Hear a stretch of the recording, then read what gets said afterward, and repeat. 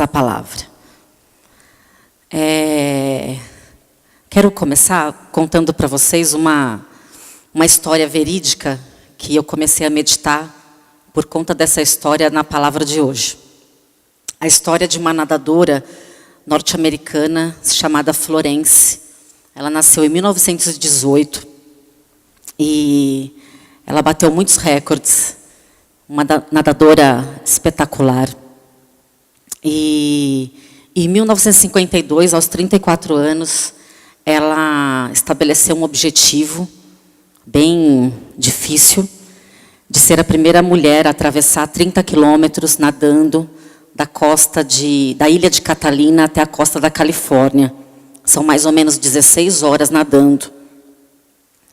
E ela se preparou e foi. Ela já tinha feito algumas peripécias assim nadando, mas como esse desafio não. E ela foi, e quando deu mais ou menos 15 horas de prova, veio naquele lugar um grande nevoeiro, uma neblina muito forte, de modo que ela não podia enxergar mais nada na sua frente. E era o momento da prova que ela estava muito, muito cansada. As águas eram geladas, assim, congelantes. E ela estava muito, muito cansada. E ao redor dela, alguns barcos iam acompanhando, jornalista, tinha uns amigos, o técnico dela e tal. E nesse período da prova, ela olhou para o pessoal de apoio e disse assim: eu vou desistir, eu não estou aguentando, não sinto mais as minhas pernas nem os meus braços. E eles: não, você não pode desistir e tal. E não, eu vou desistir. Ela ficou mais um pouco, mas ela acabou desistindo da prova. Quando ela entra no barco, depois de 2 minutos, aquele nevoeiro passa. E ela viu que ela estava a poucos metros da costa da Califórnia. E menos de meio quilômetro para bater o recorde dela. E aí, depois numa entrevista, porque isso foi noticiado em todos os lugares, aí perguntaram para ela: por que você desistiu? Aí ela disse: porque eu me concentrei no nevoeiro. Eu me concentrei na minha dificuldade. E eu não consegui enxergar a costa. Então eu desisti. Depois de 2 meses ela volta. E ela novamente vai cumprir. E vai lá decidida a fazer o mesmo percurso. E interessante que quando deu por volta de 14, 15 horas, no mesmo ponto, o mesmo nevoeiro, e aí ela disse até que era mais forte, que ela não conseguia enxergar absolutamente nada. Ela estava cansada, óbvio, né? 15 horas de prova, nadando, sem parar. Só que dessa vez, apesar das condições serem as mesmas, ela consegue vencer a prova e ela chega até a costa da Califórnia. E aí, quando ela sai da água, o mesmo repórter diz assim para ela: por que dessa vez você conseguiu? As mesmas condições, o mesmo tempo, a mesma condição física. E ela disse assim: porque dessa vez eu não me concentrei no nevoeiro, eu tinha a imagem da costa na minha mente. Então eu sabia para onde eu tinha que ir, então eu me concentrei no lugar onde eu tinha que chegar. E por isso eu consegui, e eu cheguei. E essa história me fez pensar muito sobre muitas coisas essa semana. E me fez estudar algumas coisas sobre Davi. E eu quero que você abra a tua Bíblia no livro de 1 Samuel.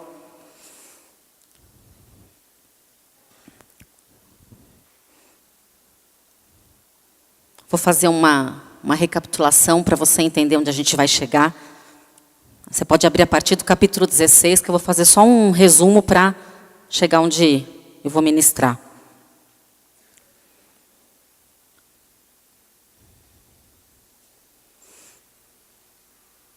No capítulo 16, acho que todos conhecem mais ou menos a história de Davi. É que exatamente esse trecho que eu vou ministrar era um trecho que eu nunca tinha parado para meditar. Então, só para você ter uma ideia, no capítulo 16, Davi é ungido rei pelo profeta Samuel. Ungido como o próximo rei de Israel. No 17, ele luta com Golias, o filisteu Golias, e mata Golias. No capítulo 21, o Saul começa a perseguir Davi, começa a desejar a morte dele. No capítulo 24, eles se encontram numa mesma caverna. Saul ainda não tinha desistido de matar Davi, e Davi, nesse momento, aqui no capítulo 24, ele tem a oportunidade de matar Davi, mas não o faz, porque ele tem o entendimento que Saul era ungido do Senhor, ele não poderia colocar a mão em Saul, mas Deus faria isso. No capítulo 26, de novo está lá Saul perseguindo Davi. Novamente ele tem a oportunidade de matá-lo e não faz. No final do capítulo 26, é interessante que o Saul se arrepende, ou pelo menos é o que tenta aparecer ali, e pede perdão para Davi, e fala: filho meu, eu pequei, e hoje, como você poupou a minha vida, eu não vou mais te perseguir. Você vê isso no versículo 21 do capítulo 26 de 1 Samuel. Pequei, volta, meu filho Davi, pois não tornarei a fazer-te mal, porque hoje preciosa foi a minha vida aos teus olhos. É interessante que é bastante tempo de perseguição, né, na vida de Davi.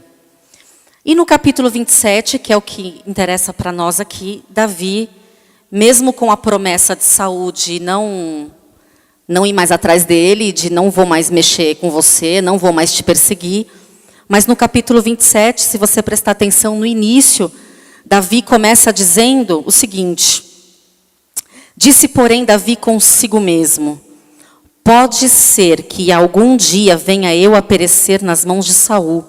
Nada há, pois, melhor para mim do que fugir para a terra dos filisteus, para que Saul perca todas as esperanças e deixe-me de perseguir por todos os limites de Israel.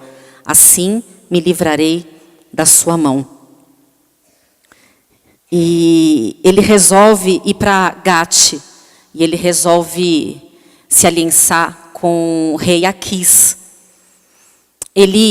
Davi precisava voltar para Judá, era uma ordem do Senhor que ele permanecesse em Judá. Por conta das lutas e das pressões, das perseguições, e por conta principalmente do cansaço, né, de ser perseguido, a fadiga, o desânimo, ele resolve fugir. E ele vai para esse lugar, para essa cidade de Gate, e ele se aliancia com o inimigo do povo de Israel, que era o rei Aquis. Se você prestar atenção no versículo 2, olha ali. Dispôs-se Davi com seus 600 homens que com ele estavam, passou Aquis, filho de Maoque, rei de Gate. Interessante o significado de Aquis. Aquis significa eu denegrirei ou aterrorizarei. E Maoque, filho de Maoque, opressão. E ele foge para que, ainda que por um momento, vamos dizer assim, temporário, ele pudesse ter um alívio na vida dele. Salmo 55, de versículos 6 a 8, diz assim: eu disse, quem me dera asas como de pomba, voaria e estaria em descanso, fugiria para longe e pernoitaria no deserto, apressar-me-ia ao meu refúgio, longe da fúria do vento e da tempestade. Você já sentiu isso em alguma vez na sua vida? Vontade de fugir. Tem gente que tem vontade de tomar uma cápsula que desapareça. Desapareça da face da terra, né? Era esse momento que estava acontecendo aqui com Davi. Ele queria fugir da situação que ele vivia. E as nossas atitudes e as nossas decisões, elas demonstram muito como a gente está naquele momento. Toda essa decisão que a gente toma demonstra como a gente está naquele momento. O fato daquela nadadora ter desistido, aquela atitude dela demonstrou algo revelou como estava o coração dela. Davi, no versículo 1 do capítulo 27, diz assim: ele falou consigo mesmo. Ele não orou, ele não buscou conselho, nem de Deus, nem de alguém próximo. E ele decide por conta própria, até baseado naquilo que ele estava sentindo. Quando a gente está se sentindo pressionado, quando a gente está cansado, normalmente a gente toma decisões erradas. Já te aconteceu? A gente toma decisões baseadas naquilo que a gente está sentindo. Então, eu estou sentindo medo, eu fujo. Eu estou triste, eu me escondo. Não é assim? Eu estou com medo, eu tomo uma decisão precipitada. Imagina que Davi, um homem segundo o coração de Deus, que apesar de tudo que acontece nesses 16 meses que ele fica ali em Gate, ele não deixou de ser um homem segundo o coração de Deus, mas ele agora está aliançado com o inimigo do povo dele. E vários versículos aqui diz que ele se torna servo do rei Aquis. Mas ele era servo do Deus vivo, não era? Mas agora ele resolve dar um tempo. Já viu gente que dá tempo? Não é nessa igreja. É outro lugar. Bem longe daqui. Dá um tempo do louvor. Dá um tempo de ministrar. Dá um tempo da igreja. Dá um tempo de Deus. Dá um tempo... Por quê? Se sente de alguma maneira pressionado. Está passando por um momento difícil. Um momento de cansaço. E aí resolve sair da água, como a nadadora fez. Porque se concentra na dificuldade, se concentra na neblina. Mas a palavra de Deus diz que a gente tem que levar os nossos olhos para os montes, que é de lá que vem o nosso socorro. Se a gente olhar para o nevoeiro, a gente não chega a parte alguma. Então, quando Davi, aqui foi o começo de muitos erros, né? Ele fala consigo mesmo. Você já está mal, como é que você vai falar consigo mesmo, né? Ele sempre buscava Deus. Se você olhar os outros capítulos, ele orou ao Senhor, buscou ao Senhor, falou com Deus, Deus falava com ele. E nesse momento ele resolveu falar consigo mesmo, achando, não sei se ele pensou assim, vou ter uma alternativa muito melhor para a minha vida. Porque se eu falar com Deus, ele vai falar que eu tenho que ir para ajudar. Ele não queria ir para ajudar. E aí ele sai totalmente do plano de Deus, mas é claro que Deus é soberano e o tempo todo foi cercando ali a situação, né? Porque Deus não perde o controle da situação. Então, ele, guiado pelas suas necessidades, ele perde totalmente o discernimento. Você vê no versículo 2 do capítulo 27, que ele foge e ele começa ali, aliançado com o rei Aquis, ele dá uma cidade para ele morar, chamada Ziklag, e ele fica ali por 16 meses. E a vida dele fica assim, vamos dizer assim, aparentemente perfeita. Ele tem uma cidade só dele, ele está com seus soldados, os seus homens, e o Saul deu esqueceu dele, e ele não precisa dormir mais com a espada na mão, um olho aberto, outro fechado. Ficou assim, tranquilo, não preciso mais seguir aquele monte de regras, né, que o pessoal põe. Eu não preciso mais frequentar tantas coisas, eu não preciso mais ficar dando satisfação da minha vida. Agora eu vou ter um tempo, vou dar um tempo, né? Eu fiquei pensando assim, né, aonde está na Bíblia para a gente dar um tempo das coisas de Deus, né? Porque eu e você, acho que já fizemos isso em algum momento, não é? E parece que dar esse tempo, parece que vai resolver alguma coisa. Mas, na verdade, quando a gente é guiado pelo nosso sentimento de cansaço, quando a gente está triste, desanimado, sem esperança, na verdade, a gente perde o discernimento e um pecado leva a outro pecado, e leva a outro pecado, e um abismo chama outro abismo. E quando você vê, você está tão longe, totalmente fora do propósito de Deus. E Davi começa a ir por um caminho desse. E você vê que ele vai começar agora a lutar contra aquilo que ele cria, contra aquilo que ele tinha estabelecido para a vida dele, e ele sabia que ele seria o próximo rei. Bom, e ao invés dele procurar refúgio em Deus, ele procura refúgio aonde? Num lugar. E num lugar que estava totalmente fora do plano de Deus. Ao invés dele procurar refúgio em Deus, ele procura no homem e no inimigo. É incrível, né? No inimigo. A palavra Ziglag, que é o nome dessa cidade que ele fica por 16 meses, significa sinuoso, o significado da palavra. Eu achei bem interessante os significados. Aquis, o que denigre, o que aterroriza. Maoc, aquilo que oprime. E Ziglag é sinuoso, quer dizer, um caminho que não vai te levar para um lugar seguro. Davi ficou 16 meses neste lugar e não há registro de salmos neste período. E eu fiquei pensando, por quê? Quando a gente está fora da vontade de Deus, quando a gente foge e quando a gente dá esse tempo, a gente não tem como dar fruto e adorar o Senhor.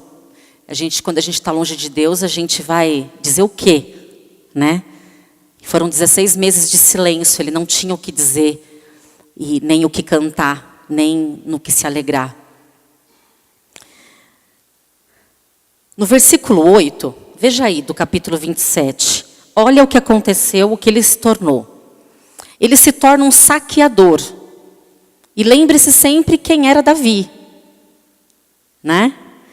Versículo 8.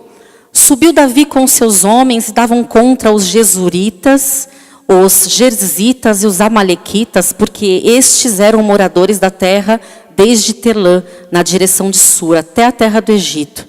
Davi feria aquela terra e não deixava com vida nenhum homem, nenhuma mulher. Tomava as ovelhas, os bois, os jumentos, os camelos e as vestes e voltava e vinha a Aquis. E quando ele chegava, ele tinha que dar o relatório para o rei. E perguntando a Aquis, contra quem deste hoje? Davi respondia, contra o sul de Judá, e o sul dos Jeramelitas, e o sul dos queneus. Davi não deixava com vida nem homem, nem mulher, para os trazer a Gate, pois dizia em seu coração, para que não nos denunciem, dizendo, assim Davi o fazia. Este era o proceder de todos os dias que habitou na terra dos filisteus. Ele virou um sanguinário, um matador profissional. Matava homem, mulher, criança, não deixava nada. E quando ele chegava para dar o relatório para a crise, ele ainda mentia. Dizia que estava matando os inimigos dos filisteus, e ele estava matando os próprios ali próximos dos filisteus. Então ele virou mentiroso, matador, se aliançou com o inimigo e leva mais um monte de gente com ele. Você viu ali no comecinho do capítulo 27 que tem 600 homens com ele, e famílias, e crianças. Então ele não foi sozinho. E ele tem medo de ser denunciado. Aí no versículo 11 fica bem claro que ele, vamos dizer assim, vai lá, mata todo mundo, acaba com a prova do crime, para não ter ninguém que depois possa chegar e falar, olha, eu vi lá. Não, ele matou todo mundo e eu vi, eu estava lá na hora. Então, imagina só como que o que estava virando a cabeça de Davi. É interessante que quando você começa num pecado, aí o segundo parece que não é tão grave. Aí o terceiro parece menos grave ainda.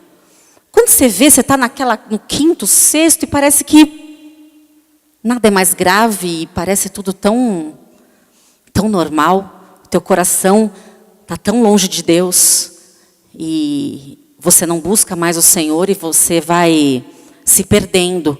Né? O pecado é errar o alvo, não é assim? Quando a gente erra o alvo, a gente vai se distanciando, e aí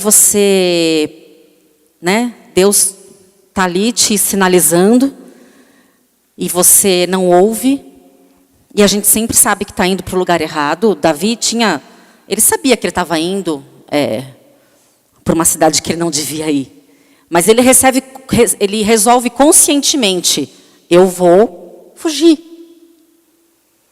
Eu vou dar um tempo. Eu vou tentar resolver minha vida. Eu já vi várias pessoas que se afastam da igreja para resolverem uma situação, e aí elas dizem que depois de resolver aquela situação, elas vão voltar.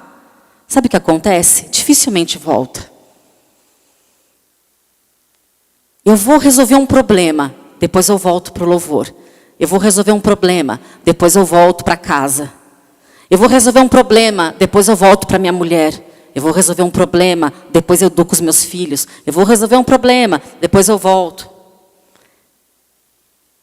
E infelizmente, muitas pessoas vão para Ziklag e morrem lá.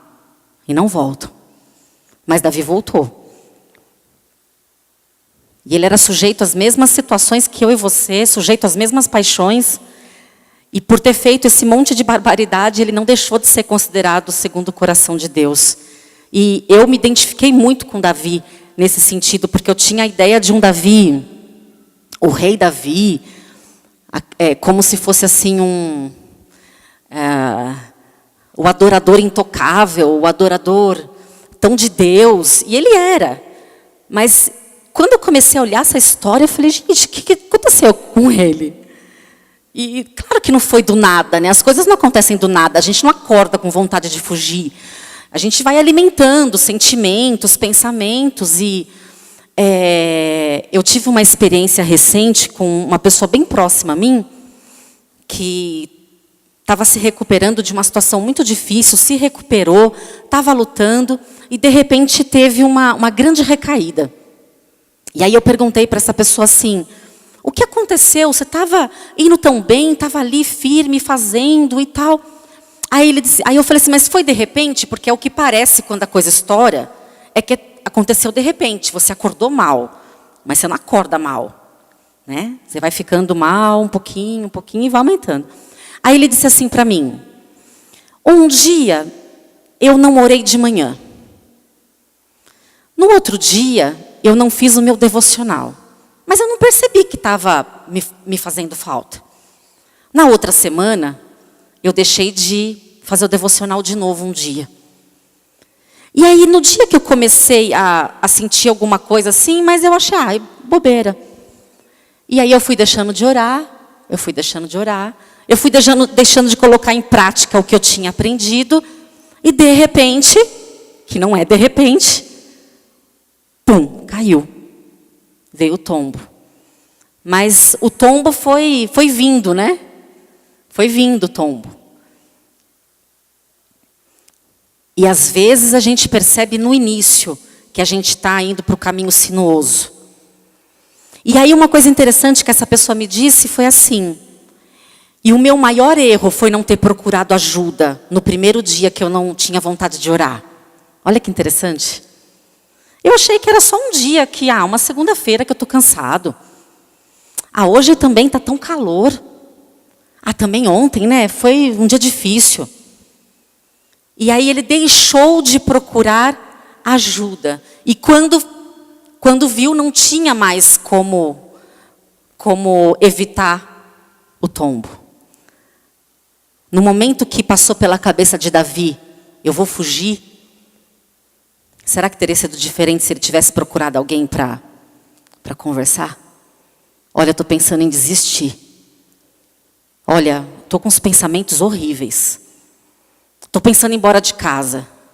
Não dá. Olha, eu estou pensando de dar um tempo. Mas quando a gente fica sabendo da notícia, a pessoa já foi embora. A pessoa saiu do ministério, não se sabe nem por quê. Aí você vai perguntar para o líder do ministério, não sei. A pessoa, sumiu. Mas com certeza esse sentimento vinha no coração da pessoa há algum tempo. E ela ou ficou com receio, vergonha, ou não percebeu que aquilo poderia tornar-se uma coisa tão séria a ponto de afastá-la do centro da vontade de Deus. Bom, no versículo 12, olha o que eu havia falado no início. Davi passa a ser servo do rei Aquis. Capítulo 27, versículo 12. Aquis confiava em Davi, dizendo: fez-se ele por certo aborrecível para com seu povo Israel, pelo que me será por servo para sempre. Não é grave isso aqui? É muito grave. É como se Satanás chegasse pro Filho de Deus e fala assim: tá bom, gostei. Você fez tudo o que era necessário para ter o meu, como posso dizer, o meu aval. Valeu. Eu acho que tá bom. Acho que dá para ser meu servo agora. Fiquei pensando, meu Deus, que absurdo. Olha que ponto que ele chegou.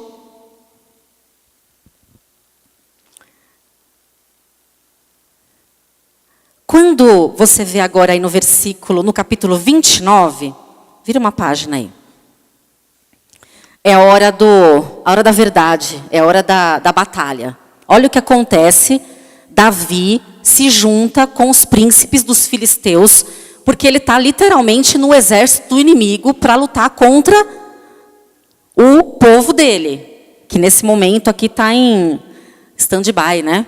Olha o capítulo 29, versículo 1.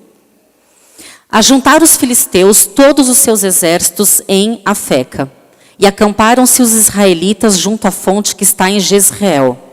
Os príncipes dos filisteus se foram para lá com centenas e com milhares, e Davi e seus homens iam com Aquis na retaguarda. Disseram então os príncipes dos filisteus: estes hebreus, que fazem aqui? Respondeu Aquis aos príncipes dos filisteus: não é este Davi, o servo de Saul, rei de Israel, que esteve comigo há muitos dias ou anos? E coisa nenhuma achei contra ele desde o dia em que, tendo desertado, passou para mim, ou para o meu lado, até o dia de hoje. Porém os príncipes dos filisteus muito se indignaram contra ele e lhe disseram: faze voltar este homem para que torne ao lugar que lhe designaste e não desça conosco à batalha, para que não se faça nosso adversário no combate, pois de que outro modo se reconciliaria com o seu senhor, como o seu senhor? Não seria porventura com as cabeças destes homens? Não é este aquele Davi, de quem uns aos outros respondiam nas danças, dizendo: Saul feriu seus milhares, porém Davi os seus 10 milhares? Então Aquis chamou a Davi e lhe disse: tão certo como vive o Senhor, tu és reto e me parece bem que tomes parte comigo nessa batalha, porque nenhum mal tenho achado em ti desde o dia em que passaste para mim até o dia de hoje. Porém aos príncipes dos filisteus não agradas. Volta, pois, agora e volta em paz, para que não desagrades aos príncipes dos filisteus. Então disse Davi, ainda questionando, disse Davi a Aquis: porém que fiz eu, ou que achaste no teu servo, desde o dia em que entrei para o teu serviço até hoje, para que não vá pelejar contra os inimigos do rei, meu senhor? Respondeu, porém, Aquis e disse a Davi: bem o sei, e que na verdade aos meus olhos és bom como um anjo de Deus. Porém os príncipes dos filisteus disseram: não suba este conosco à batalha. Levanta-te, pois, amanhã de madrugada com os teus servos que vieram contigo, e levantando-vos logo que haja luz, parti.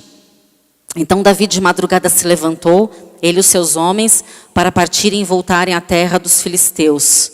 E os filisteus seguiram na batalha e subiram para Jezreel. Vocês viram que absurdo? Ele, e aí você começa aqui a ver, na verdade, Deus aqui já fazendo endurecer o coração daqueles príncipes ali, para ver se Davi se tocava. E ele ainda fala assim: mas meu senhor, fiz tudo para estar desse lado, estou aqui. Por que eu não posso ir para a batalha? E aí o rei realmente eu não tenho do que reclamar. Só que os príncipes, eles não querem que você vá. E aí então, ele pega os seus homens e volta. Aqui começa o retorno maravilhoso, incrível e muita graça de Deus sobre a vida de Davi. Ele começa a voltar. E eu vejo que quando ele volta para a cidade de Ziglag, que você vai ver aí agora, a partir do capítulo 30, versículo 1, quando ele volta para a cidade com os seus homens, a cidade tinha sido destruída. E todo mundo, as famílias e as crianças e as mulheres de Davi, foi todo mundo levado, foi todo mundo raptado.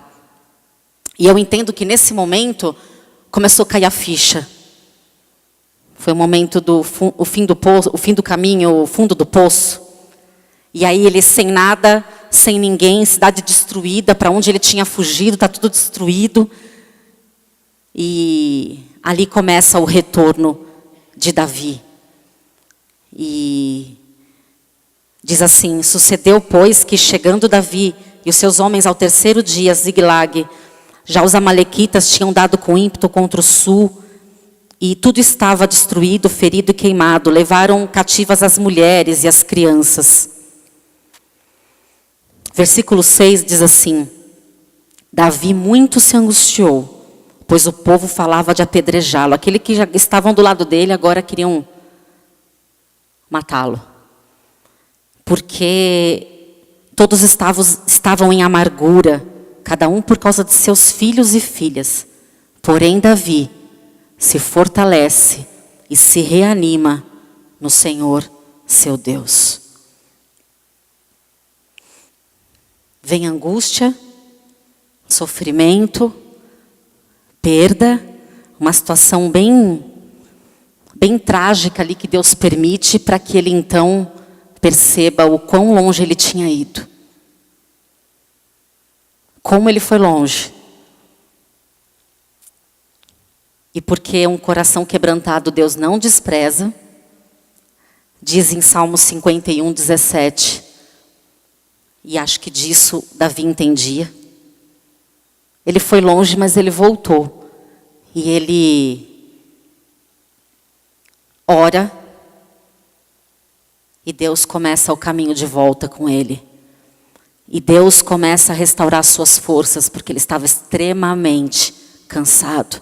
E uma vida de pecado, se você começou cansado, quando você chega nesse ponto aqui, você já não tem mais força para nada, às vezes nem para se voltar para Deus, nem para orar. Porque o cansaço não é só físico, é emocional e é espiritual. E muitas pessoas não têm condições, às vezes, de voltar. Às vezes você fala com pessoas nesse ponto e elas dizem assim: eu não consigo ir para a igreja. Eu sei que eu tenho que ir. Eu não tenho mais... Eu não sei mais o que fazer, mas eu não consigo. E às vezes, literalmente, você precisa ir lá, pegar essa pessoa no colo e trazer. E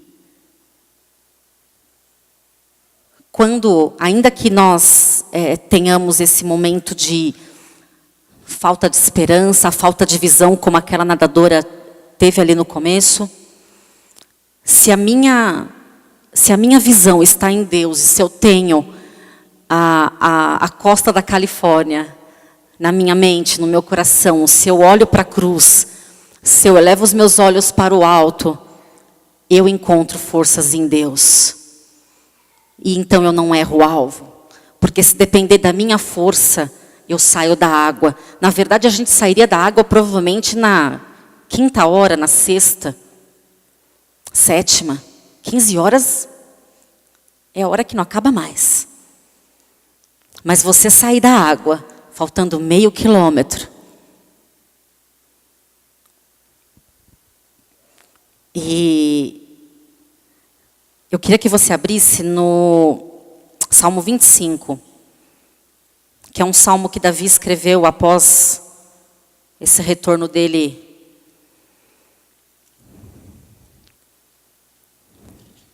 Se voltou para Deus. Salmo 25. A ti, Senhor, elevo a minha alma, Deus meu, em ti confio. Não seja eu envergonhado, nem exultem sobre mim os meus inimigos. Com efeito, dos que em ti esperam, ninguém será envergonhado. Envergonhados serão os que sem causa procedem traiçoeiramente. Faze-me, Senhor, conhecer os teus caminhos e ensina-me as tuas veredas. Guia-me na tua verdade, ensina-me, pois tu és o Deus da minha salvação, em quem espero o dia todo. Lembra-te, Senhor, das tuas misericórdias, das tuas bondades, que são desde a eternidade. Não te lembre, Senhor, dos meus pecados, da mocidade, nem das minhas transgressões. Lembra-te de mim segundo a tua misericórdia, por causa da tua bondade. Bom e reto é o Senhor, por isso aponta o caminho aos pecadores. Lembrando que o pecador é aquele que erra o alvo. E aqui está dizendo que Deus é bom e reto, e Ele aponta o caminho certo para você lançar a flecha e para você não errar mais o alvo. Guia os humildes na justiça, ensina aos mansos o seu caminho. Todas as veredas do Senhor são misericórdia e verdade para os que guardam a sua aliança e os seus testemunhos. Por causa do teu nome, Senhor, perdoa a minha iniquidade que é grande. Ao homem que teme ao Senhor, Ele o instruirá no caminho que deve escolher. Na prosperidade repousará a sua alma e a sua descendência herdará a terra. A intimidade do Senhor é para os que o temem, aos quais Ele dará a conhecer a sua aliança. Os meus olhos se elevam continuamente ao Senhor, pois Ele me tirará os pés do laço. Volta-te para mim e tem compaixão, porque estou sozinho e aflito. Alivia-me as tribulações do coração e tira-me das minhas angústias. Considera as minhas aflições e o meu sofrimento e perdoa todos os meus pecados. Considera os meus inimigos, pois são muitos e me abominam com ódio cruel. Guarda-me a minha alma e livra-me. Não seja eu envergonhado, pois em ti me refugio. Preserve-me a sinceridade e a retidão, porque em ti espero. Ó Deus, redime a Israel de todas as suas tribulações. Aleluia. Em 1 Samuel, você não precisa abrir, no capítulo 30, no versículo ali 6 e 7, diz que Davi, ele ora, ele busca ao Senhor e ele manda buscar a estola sacerdotal dele. A última vez que ele havia orado foi no capítulo 26, e a última vez que ele havia usado a sua estola, sua roupa de sacerdote, tinha sido no capítulo 23. E aqui é o início de uma restauração do ministério, e ele entra novamente no prumo de Deus.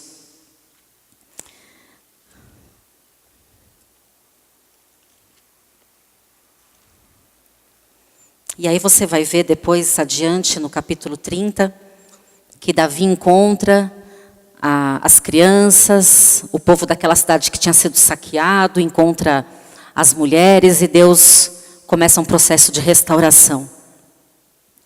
Mas eu queria deixar uma palavra para você. A gente até cantou esse cântico hoje, esse louvor. Que quando a gente faz as coisas por nossa conta, por conta própria, e pelo nosso próprio esforço, e a gente decide coisas por nós mesmos, ou faz coisas para nós ou para os outros, né? A gente se cansa e facilmente a gente desiste, e a gente vive uma vida de muita opressão, de muito desânimo. Mas quando a gente faz para Deus, por Ele e para Ele, como diz em Romanos 11:36, as coisas são diferentes. Quando eu faço o que Ele me manda, então se Ele disse para eu ir para ajudar, eu vou para ajudar. Se Ele disse para eu permanecer sentado, eu vou me sentar. Se Ele disse para aguentar firme, eu vou aguentar. Se Ele disse para eu adorar, ainda que as coisas estejam difíceis, eu vou adorar.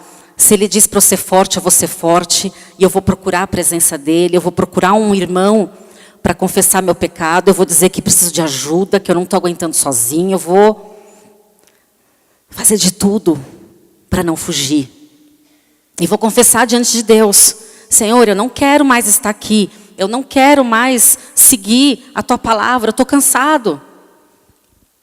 Mas, Senhor, eu vou... Bem-aventurado aquele que se refugia no Senhor e que faz do Senhor o seu refúgio. Aquele que se esconde em Deus, não se esconde na terra dos inimigos. E Mateus tem um texto tremendo, tremendo. no capítulo 11, no versículo 28 a 29. É um versículo bem conhecido. Diz assim: vinde a mim, os que estáis cansados e sobrecarregados, e eu vos aliviarei. Tomai sobre vós o meu jugo e aprendei de mim, porque sou manso e humilde, e achareis descanso. A gente não acha descanso saindo da água. A gente acha descanso em Deus. Desistindo, a gente não acha descanso. A gente acha descanso na presença de Deus. Vinde a mim, eu falei para uma pessoa essa semana. Aí ela disse assim: eu estou tão mal que eu não consigo ir até Ele. Eu preciso melhorar para ir até Ele.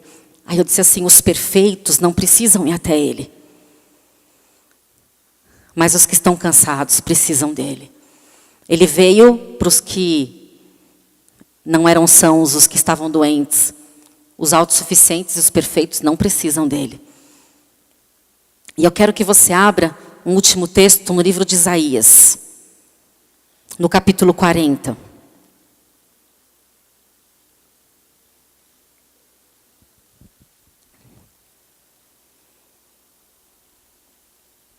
Capítulo 40, versículo 29 e 30.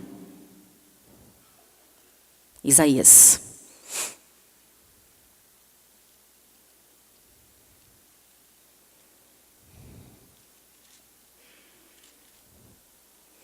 Acharam? Isaías 40, 28, 29 e 30. 28 diz assim: não sabes, não ouviste, que o eterno Deus, o Senhor, o Criador dos fins da terra, nem se cansa, nem se fadiga? Não se pode esquadrinhar o seu entendimento. Ele faz forte ao cansado e multiplica as forças aos que não têm nenhum vigor. Os jovens se cansam e se fadigam, e os moços também exaustos caem.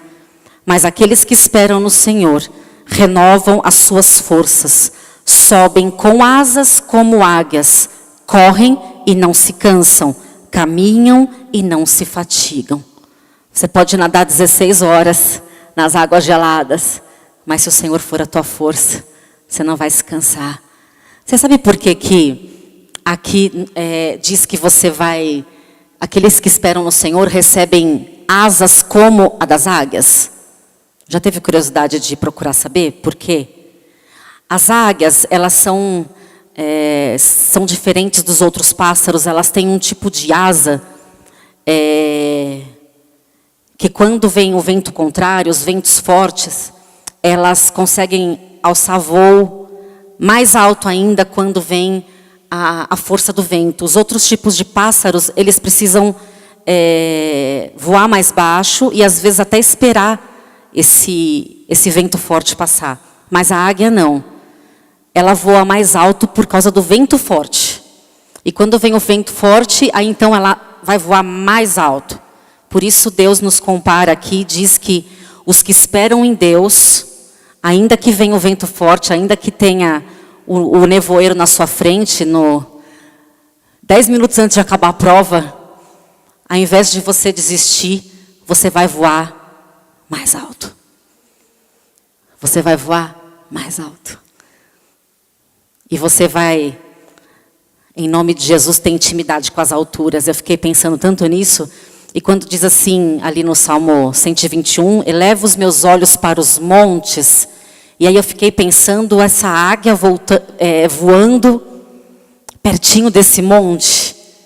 E aí eu disse assim: Deus, eu quero ter intimidade com as alturas. E voar cada vez mais alto. E voar cada vez mais alto. Não quero baixar os meus olhos, não quero sair da água.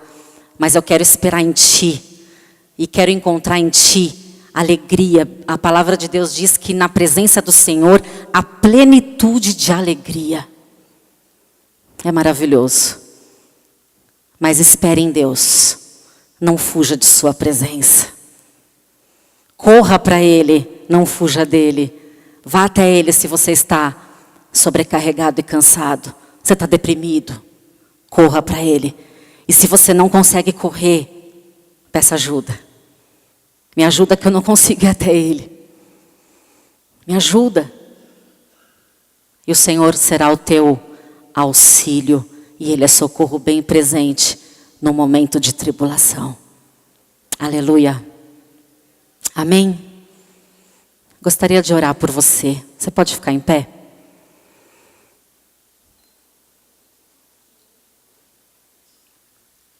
Gostaria de fazer uma oração com você.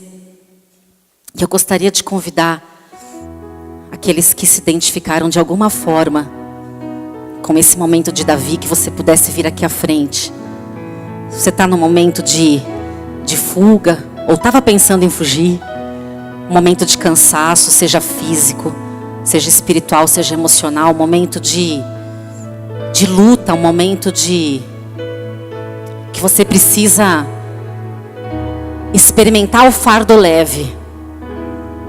Mas você está com tanto fardo que você sente fisicamente as dores no pescoço, na coluna, nas pernas, de tanto peso que você carrega. Então hoje é o momento para que a gente clame juntos pelo fardo leve do Senhor. Vem aqui à frente, ó, tem mais lugares aqui. Vamos ficar pertinho aqui um do outro. Vamos buscar em Deus alívio. Feche os seus olhos.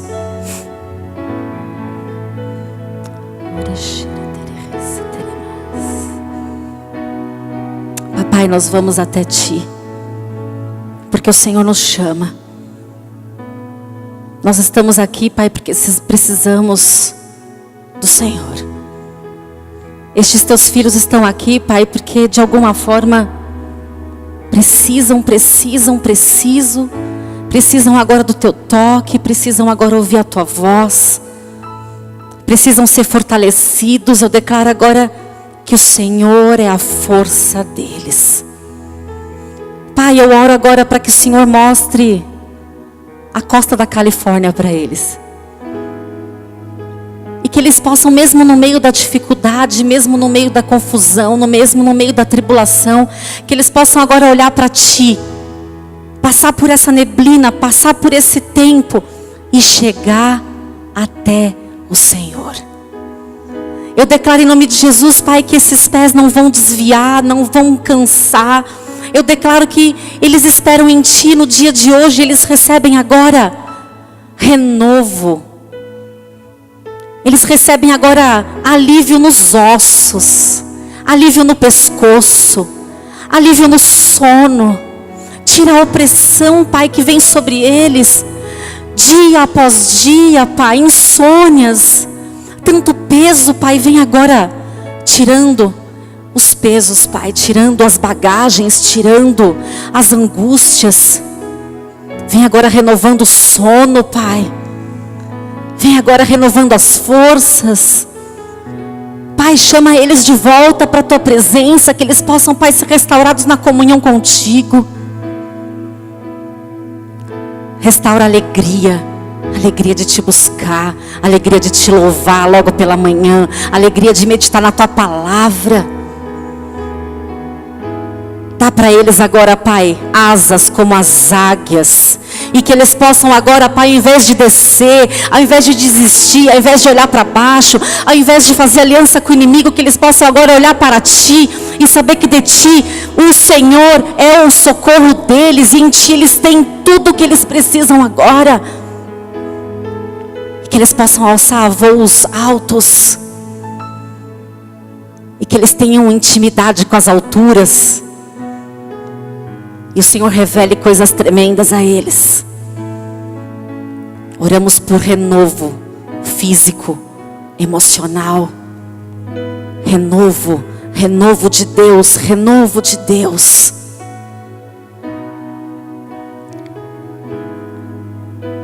Pai, nós olhamos para Ti, para a cruz. Só temos este caminho, não temos para onde ir, não temos para onde ir, Senhor. Só o Senhor tem as palavras de vida eterna. Só o Senhor, por isso estamos diante de Ti. Não temos outro lugar para ir, não temos outro Deus a quem recorrer. Estamos diante de Ti confessando o nosso pecado, a nossa limitação, confessando, Pai, a opressão que tem nos abalado, confessando diante de Ti, Pai, o desejo de querer desistir, de querer parar tudo, Pai. Confessamos aqui a nossa tristeza, a nossa depressão, nosso cansaço. E queremos voltar o nosso coração a Ti, voltar o nosso coração a Ti. Como Davi disse ali no Salmo 74, bom é estar com o Senhor. Nós queremos de novo dizer como é bom estar contigo, como é bom voltar para ajudar, como é bom voltar para a Tua presença, Senhor. Oh Pai, como é bom ter um Deus que tem tanta misericórdia, tanta bondade. Eu declaro, Pai, aqui, que o Senhor endireita as veredas dos meus irmãos. O Senhor agora endireita. O caminho tortuoso agora fica reto. Fica reto. E eles veem a Tua mão sobre a vida deles. Certamente a Tua bondade e a Tua misericórdia seguirá os meus irmãos. A cada dia, a cada manhã. Seja assim no nome de Jesus. No nome de Jesus. No nome de Jesus.